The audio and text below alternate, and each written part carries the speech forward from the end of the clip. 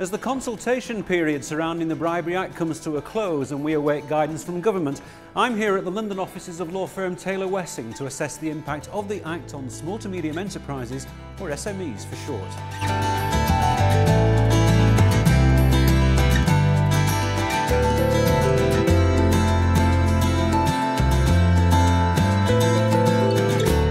In a nutshell, the new Bribery Act makes it easier to mount prosecutions against companies and individuals that pay bribes, take bribes, bribe foreign officials, and perhaps most controversially of all, companies that fail to prevent bribery. Now, on the face of it, it appears to be legislation targeted at big business, at sectors like defence and construction. And smaller concerns, especially in tough times like these, may have not paid much attention. But the question is, can SMEs afford to look the other way? Can they afford to ignore the Bribery Act? Well, with me to discuss this is the Director General of the British Chambers of Commerce, that's David Frost, Philippa Foster-Back, who's the Director of the Institute of Business Ethics, Sean Nesbitt, who's a partner at leading law firm Taylor Wessing, in whose magnificent offices we're now filming, and Stuart Brown on the end there, who's the MD of 10 Alps Publishing, the company behind the Bribery Centre. So, Stuart, starting off with you first, can SMEs afford to ignore it? Clearly not. For us, really, behind the Bribery Centre, it's about trying to educate the SME owner and manager as to both the impact of the Act and, more importantly, how do they go about finding the adequate procedures. And Sean, if I come to you, the confusion for me is that SMEs aren't really likely to have the same resources as larger companies. So how can SMEs be expected, and do they indeed need to keep track in the same way that a larger company will? Well, firstly, as to the need, a glib point is that with a 10-year imprisonment sentence or unlimited fines, if you're an owner-manager of an SME, there's considerable personal interest in making sure you comply with the law.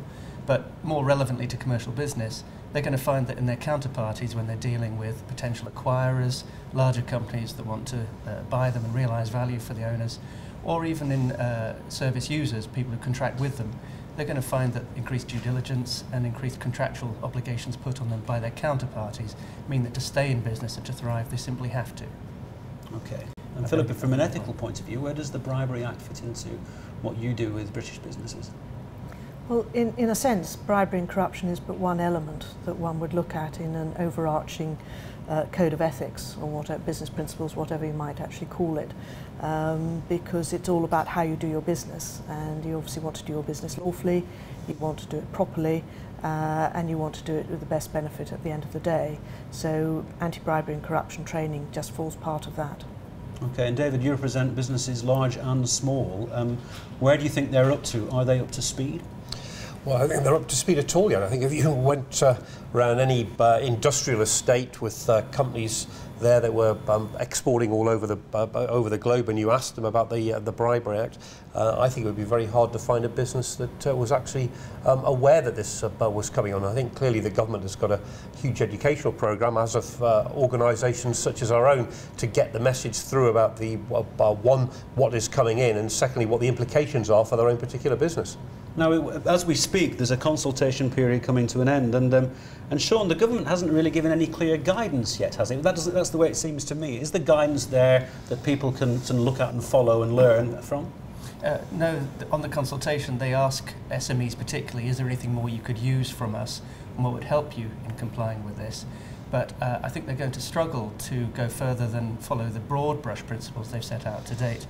There are 6 core principles they want all organisations to follow, and bearing in mind they seem to lack some data as to how this is going to impact on SMEs, I think they're going to struggle to put more in there than to say, here are the principles, now work out how to apply them proportionately to your risk, and work out how best to adapt them to your profile in terms of where you're doing business.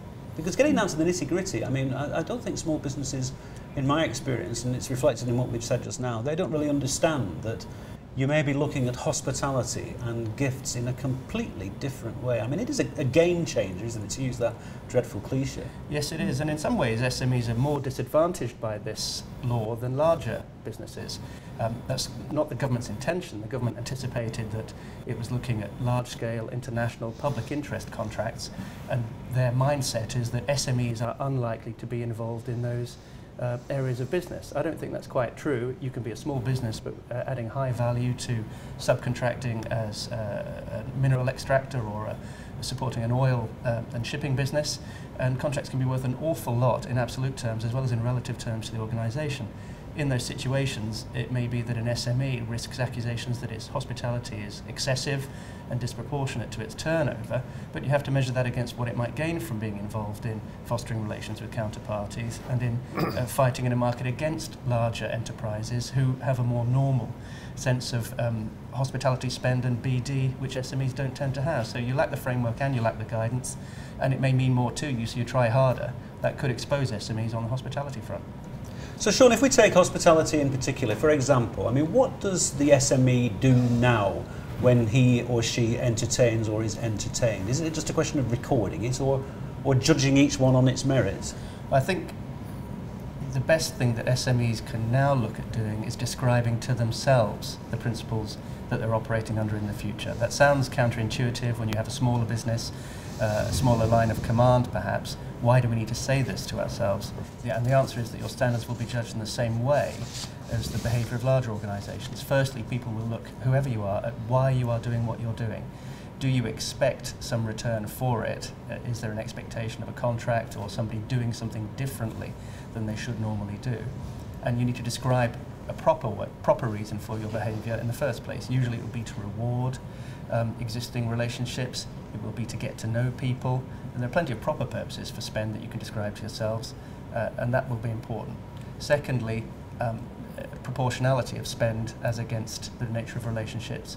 It's not to say that big expenditure is wrong in itself. If you, for example, sponsor the World Cup at football, it may be proportionate to fly hundreds of people out there to share in and benefit from your product placement. But if, on the other hand, you're looking at a relatively small contract of tens of thousands of pounds, the idea that something happens whereby you, out of the normal course of business, you go to the south of France, it has no business connection, appears to be pure pleasure, and you're spending a number of days overseas, then things start to look disproportionate and unconnected with proper purposes.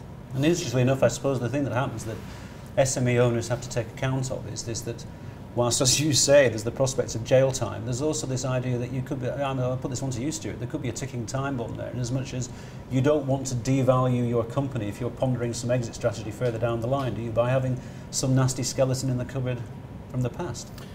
I think it's a very interesting point now for many small business owners either go into business for a lifestyle, and many also go into it with some form of disposal or some form of exit route in mind.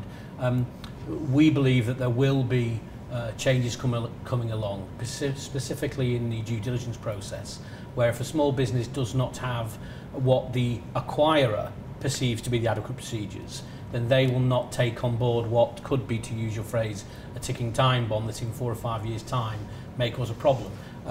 No big business usually needs an excuse to look to devalue a small business anyway in the sale process. So I think it's very much, it's seller beware, not buyer beware in this matter. Can I ask you though, Philip, ethics is a marvellous word, and sometimes in the context of pragmatic business, ethics do get shunted to one side. I mean, is there a will, do you think, here in the UK and worldwide to do business ethically? Oh, very much so, because actually the risk of not doing business ethically in this 24/7 media world, you've got nowhere to hide. And even if you think you might get away with it, there are lots of other people out there who are looking to see whether perhaps you won't. And there have been many, many instances where investigative journalists or non-governmental organisations, the NGOs, have gone into looking for child labour or looking for all sorts of underhand behaviours, and you're going to be found out. So we've seen a sea change in attitude, that companies actually want to prove that they're doing business in the right way, and so it's actually pragmatic business sense to do it properly in the first place. And you think that SMEs can afford to do business ethically? I mean, given that they have to take all this on board.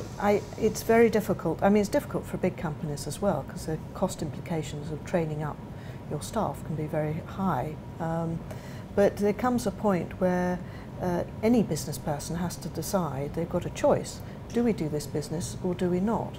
Now, it might be very difficult if the choice is, no, we won't do this piece of business because we don't want to pay this bribe, means that sadly there's going to be knock-on effect because of the loss of the contract in jobs at home or something like that. But in the long run, do you want to sleep well at night? And I think most people are taking that tough choice, because now with the enforcement of law as well, perhaps it's easier to take that tough choice, but you do have to take it.